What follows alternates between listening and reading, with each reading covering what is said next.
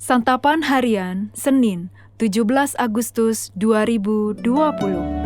Hari ini kita akan membaca Hakim-Hakim pasal yang ke-16, ayatnya yang pertama hingga ayatnya yang ke-22. Namun kita akan membacanya pada ayatnya yang keempat hingga ayat yang ke-7, dan diteruskan pada ayat 19 hingga 21. Sebelumnya, mari kita berdoa. Kristus, bimbinglah kami untuk memahami kebenaran di dalam firman-Mu. Di dalam-Mu Kristus, kami memohon.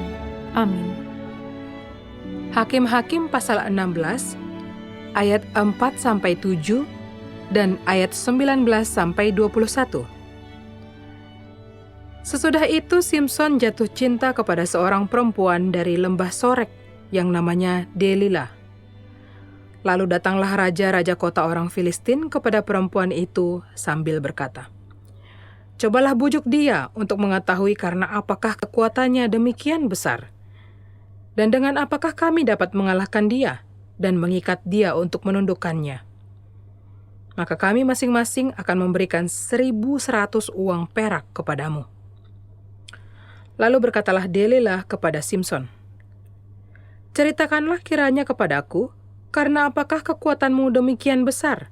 Dan dengan apakah engkau harus diikat untuk ditundukkan?" Jawab Simson kepadanya, "Jika aku diikat dengan 7 tali busur yang baru, yang belum kering, maka aku akan menjadi lemah dan menjadi seperti orang lain manapun juga." Sesudah itu dibujuknya Simson tidur di pangkuannya, lalu dipanggilnya seorang dan disuruhnya mencukur ke7 rambut jalinnya. Sehingga mulailah Simson ditundukkan oleh perempuan itu, sebab kekuatannya telah lenyap daripadanya. Lalu berserulah perempuan itu, "Orang Filistin menyergap engkau, Simson." Maka terjagalah ia dari tidurnya serta katanya, "Seperti yang sudah-sudah, aku akan bebas dan akan meronta lepas." Tetapi tidaklah diketahuinya bahwa Tuhan telah meninggalkan dia. Orang Filistin itu menangkap dia, mencungkil kedua matanya, dan membawanya ke Gaza. Di situ ia dibelenggu dengan 2 rantai tembaga, dan pekerjaannya di penjara ialah menggiling.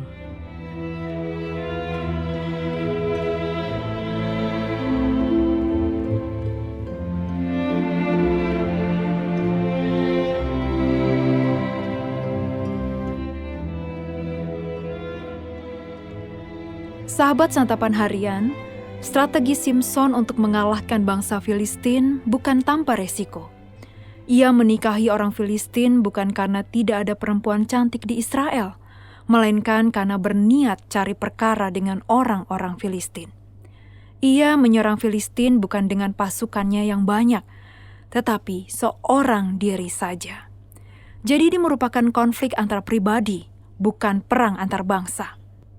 Hal ini terbukti efektif meminimalisasi korban dari pihak Israel. Simson telah membunuh banyak orang Filistin sehingga menimbulkan kerugian besar bagi mereka. Kemudian ia mulai mengincar kota besar, yaitu Gaza. Orang Filistin mengepungnya di pintu gerbang kota, tetapi ia mencabut pintu gerbang kota tersebut dan meletakkannya di atas bukit. Tindakannya menunjukkan bahwa ia telah membobol pertahanan kota itu. Peristiwa ini menyadarkan bangsa Filistin bahwa Simson tidak bisa dikalahkan dengan kekuatan pasukan. Akhirnya, mereka menggunakan kekuatan perempuan. Oleh karena cintanya kepada Delila, Simson mengaku bahwa ia seorang nazir Allah dan kekuatannya akan hilang kalau rambutnya dicukur. Sesungguhnya letak kekuatan Simson ada pada hubungan istimewanya dengan Allah. Sebagai seorang nazir, ia harus menjaga kekudusannya dan membiarkan rambutnya tumbuh panjang. Jika rambutnya dicukur, itu artinya melanggar janji kepada Allah yang merupakan sumber kekuatannya. Seperti peribahasa, sepandai-pandainya tupai melompat, akhirnya jatuh juga. Awalnya Simson yang memakai perempuan untuk mengalahkan bangsa Filistin, namun kemudian perempuan Filistin jugalah yang mengalahkannya. Dari kisah Simson kita belajar sesuatu.